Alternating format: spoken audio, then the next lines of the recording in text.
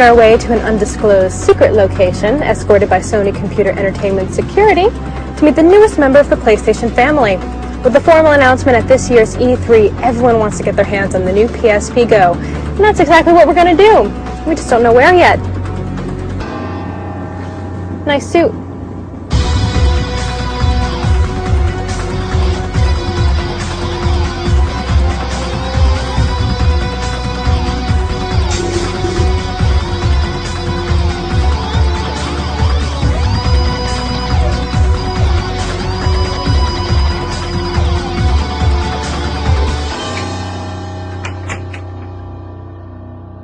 Over here.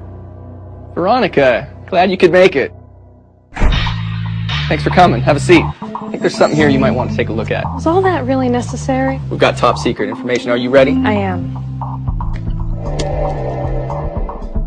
Welcome to Mama. Wow, it's so tiny. It's so much smaller. But wait a second, where is everything? Try sliding. That's how you play the game. I get it now. So fill me in. What's this all about? So this is our newest PSP. It's called the PSP Go. All right, so I want the nitty-gritty tech specs on this baby. No problem. Down and dirty. So it's a 3.8-inch screen. It's 43% lighter than the PSP 3000. 16 gigs flash memory, Bluetooth support, and all digital content. So the UMD drive goes away. So it's going to be, I think, something that a lot of consumers are going to really like, being able to just download straight to a hard drive. It's a memory stick micro. Yeah, so you're picking out here, so that you can add extra memory to it if you'd like. Again, there's no excuse. If you run out of space here, you have a lot of content. So it'll be something that the digitally savvy consumer is going to really enjoy. We'll set it right down here between the two of us.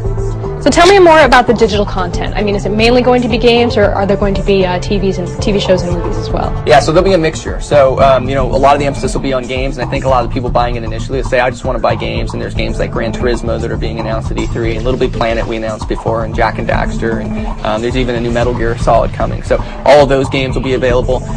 But then there's movies, and all the first-run movies that you can rent or buy through the PlayStation Network, and the TV shows that you mentioned as well. So you can bring so much content over with you and fill it up on that 16 gigs flash memory. Well, since it is called the PSP Go, I imagine it would work with remote play as well. Integration with PS3 is very important to us, and it works just like PSP 3000, and that's a growing use. A lot of people like to be able to take their content from their PS3 with them on the go. What are the main differences between this and the PSP 3000? The first is the onboard memory, the flash memory, 16 gigs of space. There's Bluetooth support as well, so if you have a Bluetooth headset, you can actually tether it to your cell phone as well. But ultimately, it's the portability, and bringing that content with you in a smaller form factor. You've got the most immersive games on the PSP platform anyway. Now you've got a smaller unit to do it with. Is this going to replace the PSP 3000, or can you still get one of those if you want to? It won't replace the 3000. We're going to keep them both on the market. So if you're a consumer and you say, you know what, I really like tangible products, I like the disc, you can go out and get the 3000 and purchase UMD discs and movies and games with that. If you like digital and ease of use and kind of a more premium nature, the PSP Go is for you.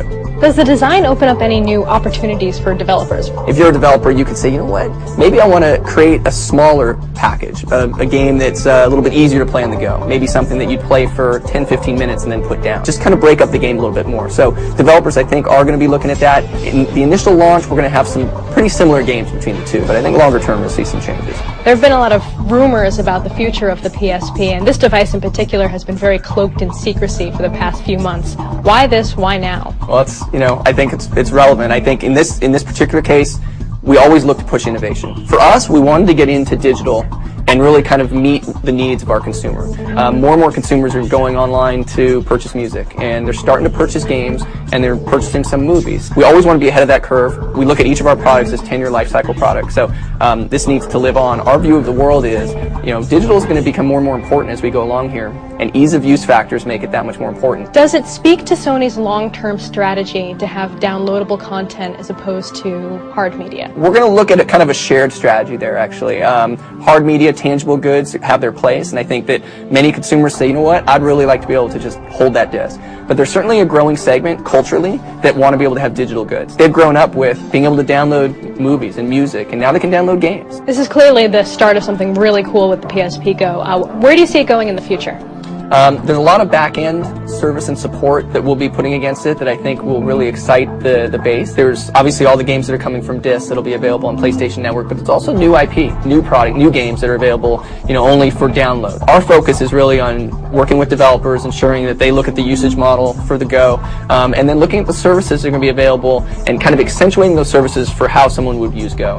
When are we going to see this available? I think a lot of people have been asking about when it's going to come and when we're going to actually make our push towards digital. So it is finally here. It's coming this fall.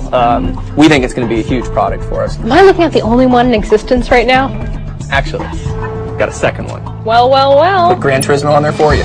Core viewers know I'm not very good at driving games, but I'll give it a go. Good, let's play.